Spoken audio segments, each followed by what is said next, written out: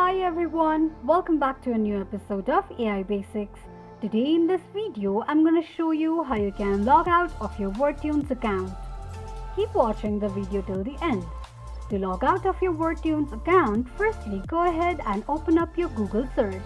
On the search box at the top, type in wordtune.com and make a search. If you are logged into your account, it will take you to the home page of WordTune.